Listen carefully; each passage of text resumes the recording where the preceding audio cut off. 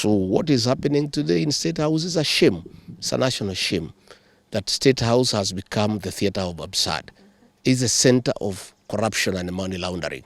Public funds are stolen daily and used as bribes to the people of Kenya. But I'm happy that the people of Kenya are focused and they see far. So I want to ask the people of Murang'a to take note of their true leaders who are here with me today. These are the true leaders that we have in Murang'a. These are dependable leaders. These are people who care for their people. These are people who respect the people who elected them.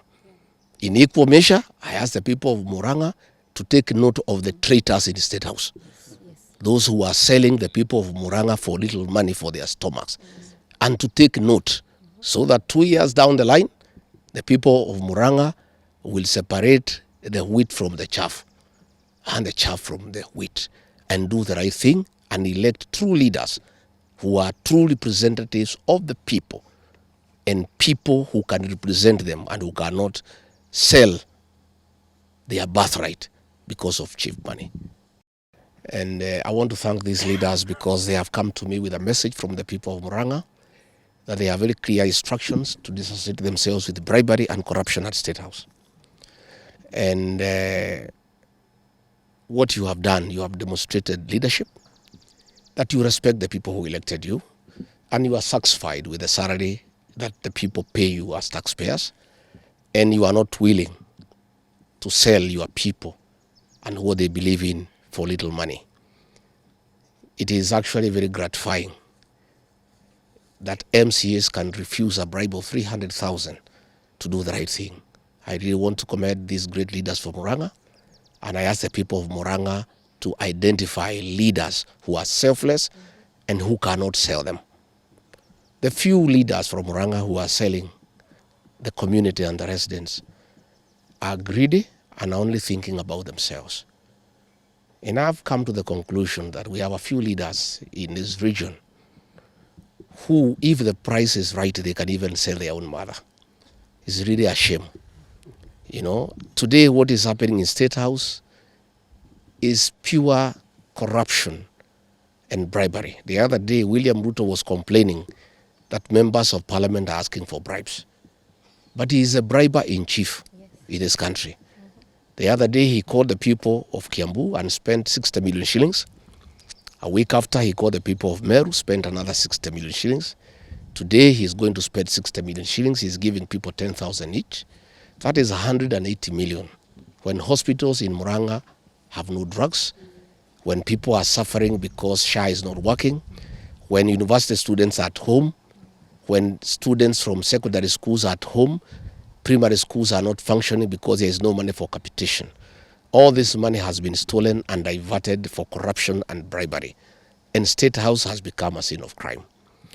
We want to tell the people of Murang'a not to worry because you have good leaders.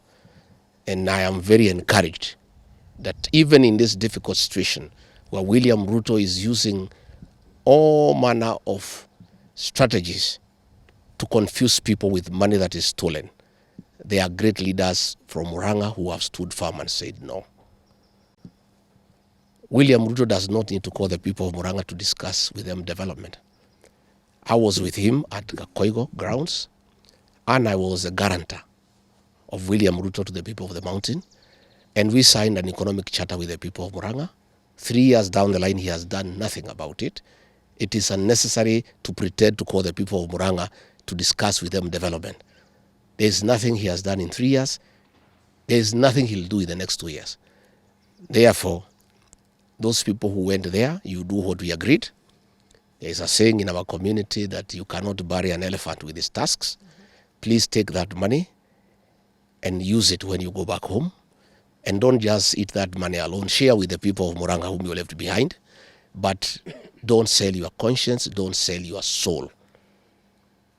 Because if you do, the people of Murang'a will punish you. They'll punish you and punish you in a very big manner. What is happening in State House is a choreography. It's a strategy by William Ruto to divide the mountain. The other day he called the people of Kiambu and told them to remove themselves to the rest of the mountaineers.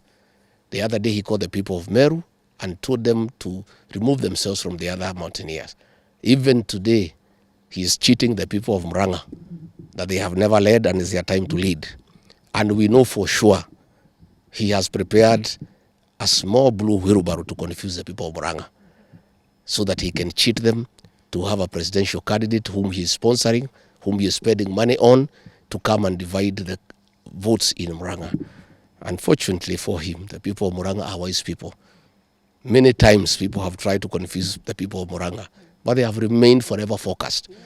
These are people who are extremely focused and they can see through the scheme of William Ruto of trying to create division among the mountaineers.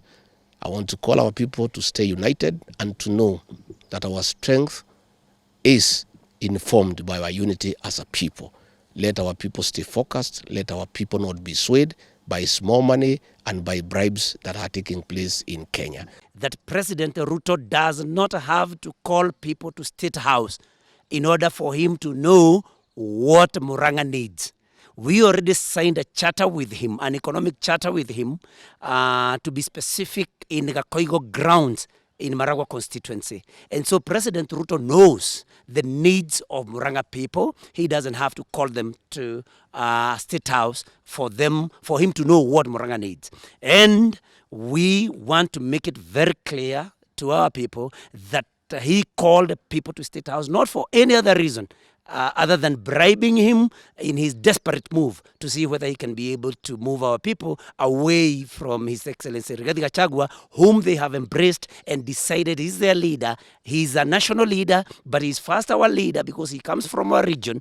And we want to tell William Ruto that the move of calling people to State House will not change things. In any case, only about 4,000 people have been called to State House. Murang'a has a population of about 1 million people.